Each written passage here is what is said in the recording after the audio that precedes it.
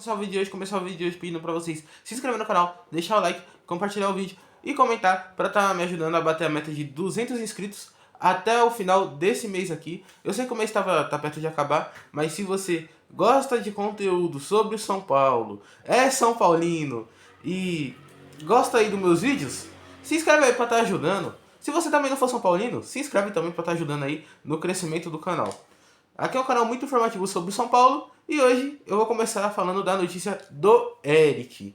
O Eric, que ele é o ponta direita do São Paulo, ele tava jogando meio mal, né? Vamos falar a real. O Eric ele tava jogando meio mal, quando ele entrava mal, tava um pouco afobado ali em campo. E aí o São Paulo acabou optando pelo empréstimo do Eric, né? O Eric, ele foi emprestado hoje pro Vitória. Não teve divulgação de valores, né? Se quanto que o Vitória vai pagar para levar o Eric, mas a informação que temos até o momento é que o Vitória vai arcar 100% do salário do Eric. E 100% do salário do Eric dá mais ou menos 3 milhões, somando todos os salários dele, né? Até o final do ano vai dar mais ou menos uns 3 milhões assim. Então, o São Paulo vai ter essa pequena economia na folha de 3 milhões. Só que com a saída do Eric, eu tava pensando um pouco aí e talvez o Lucas Ferreira, garoto muito habilidoso da base, pode ser a opção de reserva, né? Após a saída do Eric. Então ele viraria a segunda opção da ponta direita ou da meia direita, sendo a primeira o Lucas e a segunda o Lucas Ferreira, jogador muito habilidoso. Tem que dar muita oportunidade para esses garotos aí, né? Tem que também procurar dar oportunidades para o Rian, para o Matheus Alves, porque esses sim são o futuro de São Paulo, né?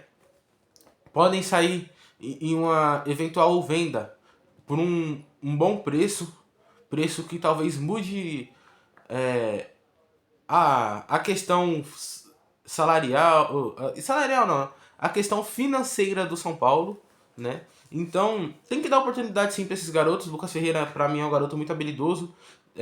Último jogo que ele jogou, ele entrou um pouco mal, só que mesmo entrando mal, teve um lance onde ele cortou e mandou uma bolaça na trave lá. A bola foi igual aqueles cortes do Rato que o Rato dava. Foi perfeito, bateu na trave, por um pouquinho não entrou. Então, ele é um garoto que tem muito potencial. Ele não tem muito drible, mas ele é bem rápido. Então seria interessante ver mais o Lucas Ferreira no São Paulo como titular. Talvez vindo ao decorrer da partida no segundo tempo, vindo do banco, né? Seria interessante ver o Lucas Ferreira cada vez mais. E com essa saída do Eric, a gente vai estar podendo ver a qualidade de Lucas Ferreira e como ele joga, né? Vou estar falando um pouquinho do Luiz Gustavo também. O Luiz Gustavo que depois de voltar de lesão, aparentemente, o Zubeldia já esboça um time onde ele será titular, né? A gente ficou meio que desfalcado ali na volância após a lesão do Pablo Maia. Teve questões, o Zubeldia teve que pensar bastante para ver quem seria o volante. Só que aparentemente vai ser o Luiz Gustavo. Só que com a volta do Luiz Gustavo, o São Paulo vai ter que abrir mão do esquema de 3 zagueiros e vai ter que procurar tirar um zagueiro. E a opção que o Zubeldia tem para tirar no momento é o Ferrarese. O Ferrarese vai voltar para o banco, dá para ver, né? Infelizmente. Mas a gente vai ter um jogador de qualidade ali no meio novamente, que vai ser o Luiz Gustavo, né? Então, aparentemente, ele vai voltar com o esquema do famoso quarteto mágico que não deu certo, mas eu espero que dê certo nesse quarteto mágico aí, que ele consiga esboçar o time certinho e o time desempenhar bem dentro de campo. Até porque o desempenho do Bodia é bem ruim e muitos torcedores do São Paulo querem a queda dele para a volta do Dorival. Só que o Dorival tá na seleção. Ele ganhou da Colômbia de 2-1, mas o desempenho da seleção foi bem ruim.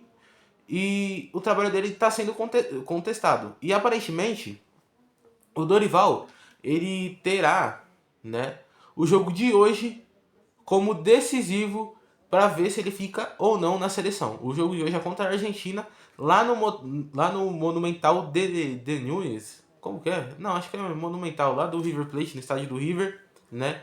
Então, é um jogo difícil para a seleção. E vamos ver aí o que vai dar, se o Dorival vai cair, se ele vai se manter. Mas, mesmo se ele se manter, eu ainda acho que o Zubeldia tem que cair. E, para mim, a melhor opção é o Crespo, é o Hernan Crespo. O Crespo já deu várias entrevistas públicas dizendo que gostaria de voltar para o São Paulo, que ele só voltaria para o São Paulo se o projeto do São Paulo fosse competitivo.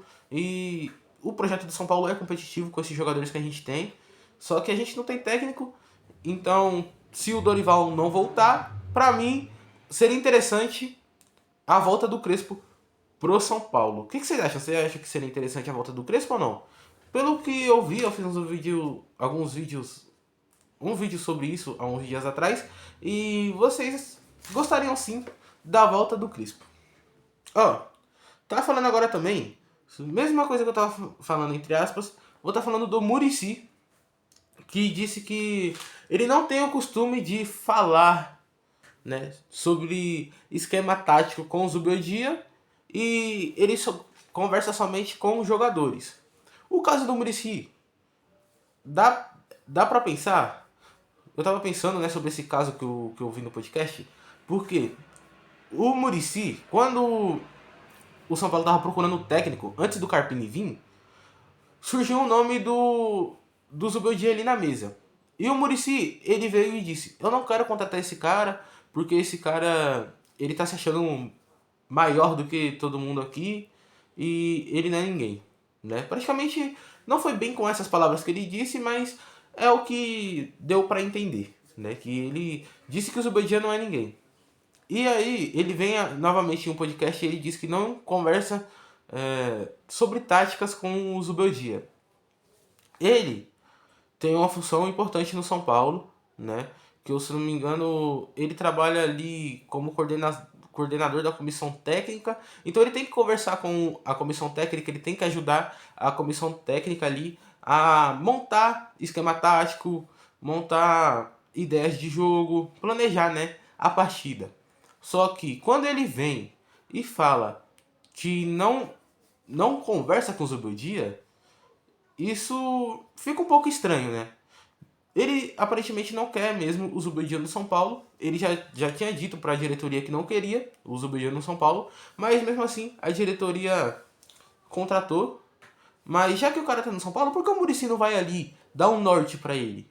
Porque o Zubeldia, ele tá precisando de um norte, ele tá precisando de uma ajuda ali, ele tá precisando de alguém que fale ali para ele a forma certa de escalar o São Paulo, né? De um cara mais experiente, assim, que nem o Muricy, que tem bastante títulos, né? Que foi um treinador grandioso no Brasil. Ele tá precisando de alguém ali mais velho e mais experiente, que tenha conquistado títulos, para dar um norte, para dizer tudo certinho ali, o que ele poderia fazer no elenco do São Paulo, para o elenco do São Paulo tá melhorando. Coisa que o Muricy fazia com o Carpini. O Muricy fazia isso com o Carpini. O próprio Carpini falava que tinha várias conversas ali com o Muricy. Por isso que eu achava que o Carpini ia ser um cara promissor ali no São Paulo. Por conta dessas conversas que ele tinha com o Muricy, que é um treinador muito experiente, né? Ele tem uma bagagem no futebol já. Então, o Muricy tem que conversar, sim, com o Zubeldia, para o Zubeldia ganhar esse pequeno norte aí e conseguir ter uma visão correta do futebol brasileiro e do futebol de São Paulo, de como ele poderá escalar esse São Paulo, né? Tá falando agora, vamos ver, da Federação Paulista, minha gente. Essa Federação Paulista, hein? Aparentemente, a Federação Paulista veio a público em uma nota e disse que o juiz errou e o VAR errou, né? Na verdade, o juiz errou a não ir ao VAR contra o Palmeiras e o VAR errou de não ter chamado o juiz para revisar aquele pênalti, né? Então ele disse que aquele lance talvez foi pênalti e houve o erro. Só que adianta agora eles virem dizer que tá errado? O Palmeiras já tá na final, já teve o primeiro jogo, não adianta nada, né? Essa é a realidade. Não vai adiantar nada. Eles virem agora e falar que houve o erro. Todo mundo viu que houve o erro. Eles esperaram praticamente 2 semanas para vir dizer que houve o erro. Então não adianta nada. Para mim, o São Paulo tem que manter a postura que estava tendo e não jogar o Paulista com os titulares, tem que jogar com a base mesmo, para dar rodagem para os garotos e meio que para desmerecer um pouco o Paulistão, né? A Federação Paulista em si. Porque isso que eles fizeram com a gente não se faz. Essa é a realidade, né? Uma federação boa não faz isso. Só que aqui no Brasil também, nem a própria CBF é boa, né?